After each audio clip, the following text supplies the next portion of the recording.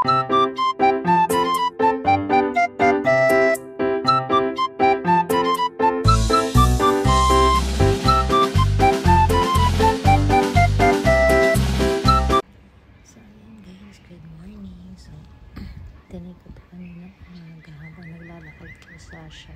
Hindi, napansin ko yung mga ibon, pero nilagyan kasi ng pagkain ng guard yung dun banda. So, na-observe ko lang sila, parang ang ganda niyang tignan. So, early in the morning, ganyan yung makikita mo, yung mga ibon. Pero, tingnan mo yung uwak ba yan? Ewan. Basta, inaaway niya yung mga maliliit na ibon. Parang away na yan. So, ayan si Sasha. So, today, pupunta siya ng doktor.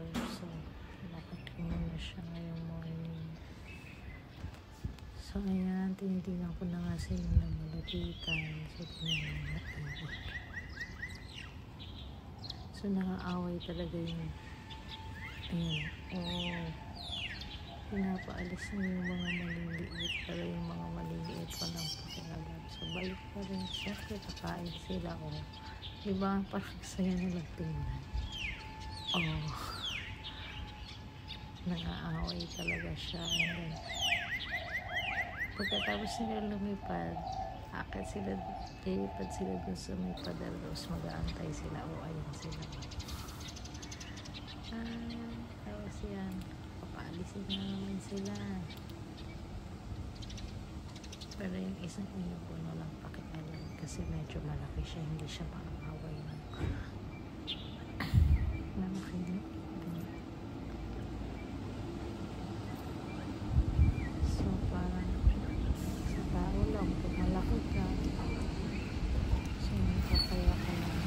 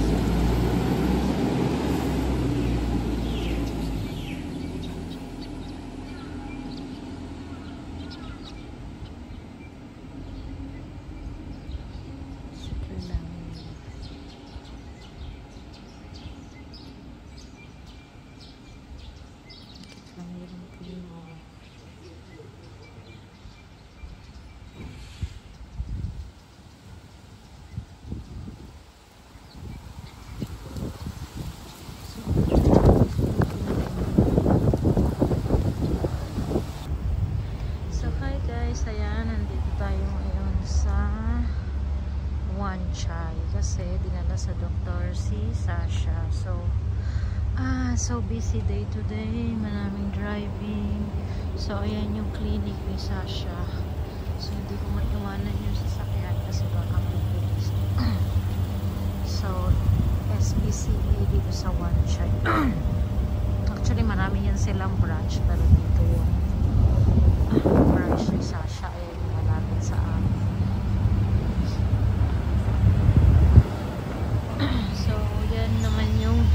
Pag dito, so ito talaga yung pasyalan din.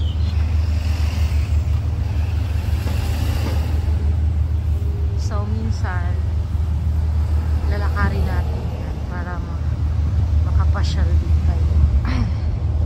So as of now, yan lang muna work mode tayo. So ayan, next time itutur ko kayo na patawid doon sa Chimsachoy Colon site and then going back to Hong Kong side. So usually talaga dito is walking lang. So ayan.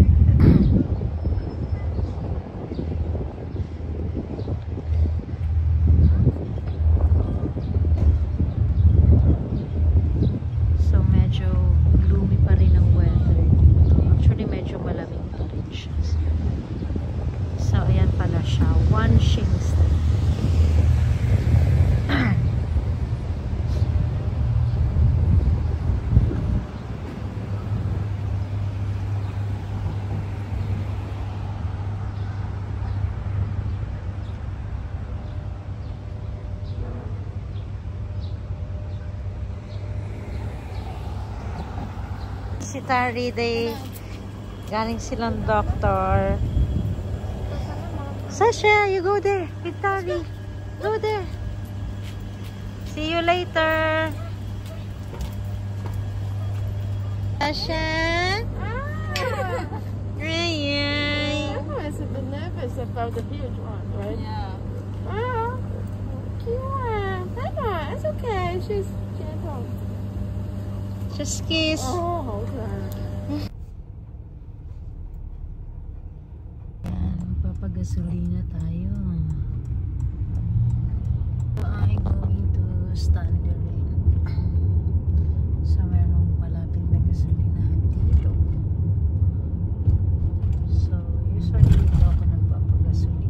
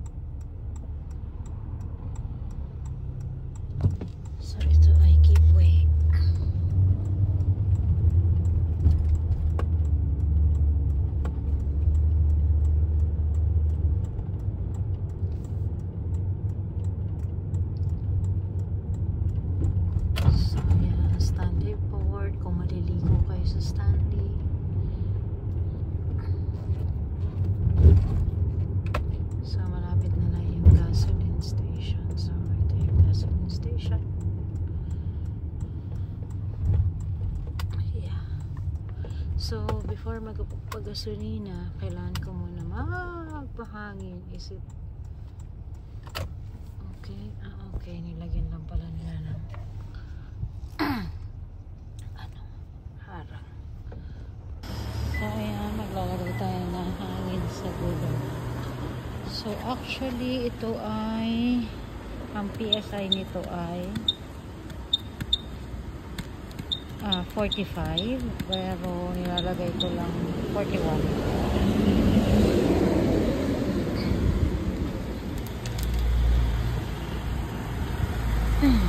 So where is it? So, dito, ikaw magkahangin. Walang maghahangin. So, so actually, 40 pa naman siya. And then, magtutututututututututut yan siya pag 41. Lalagyan natin yung 4 na gulong. So, same lang. Sila kasi yung back and forth nito is the same lang din. So, ayan.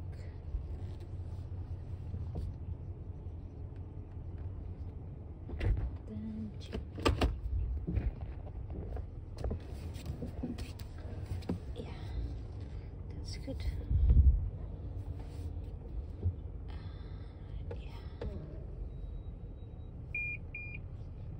Okay, so parking. Ito yung ano niya sa ilalim para magbukas.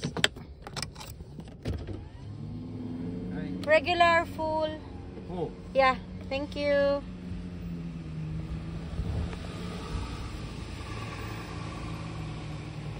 So, ayan yung presyo ng kanilang gasoline dito. So, like yung diesel, $23.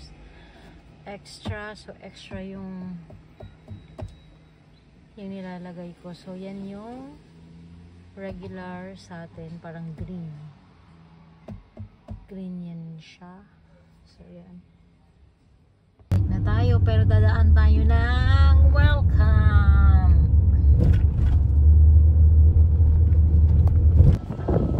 So, ito yan yung view dito. So, tingin tayo ng sale. Napapabili si Tali ng mga sale. What's this? $11. Fashion food.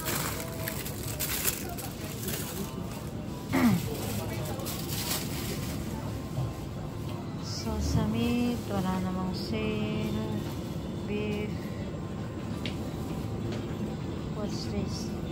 $14 pero hindi na fresh.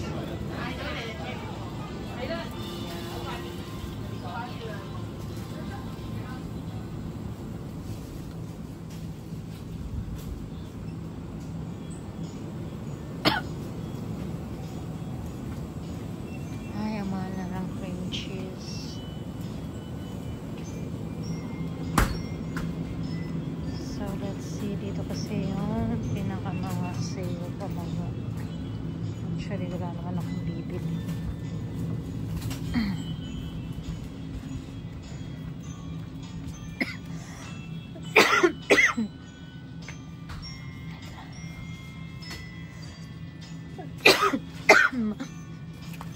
Mahal ng bigas. $6. Nestle cream.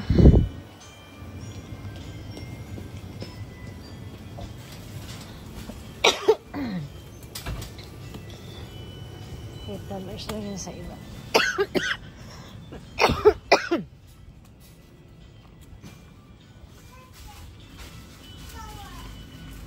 Let's see kasi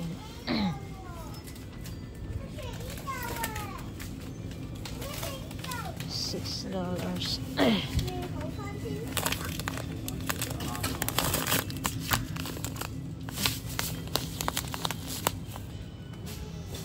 What's this? Table salt. So, ito yung gusto niyang kabitin. Tinan niyo yung mga presyo ng sugar. Iba-iba. So, sa iba, $12 lang. So, check niyo rin kung saan kayong makakabili ng frozen.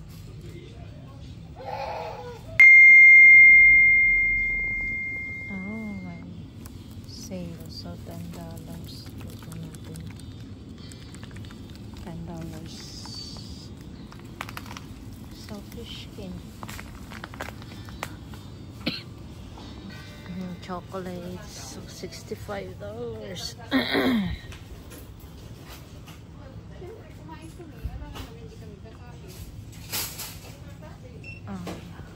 We're home.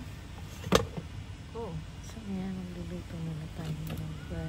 pastil. Maglalagay na tayo ng Yung pa nga pinamili ko pala last night. Yan, bargain sa market paggabi na. So, mga sale. So, ayan yung mga nabili ko last night. So, luto na yung tinapay. At ayan, thank you for watching guys.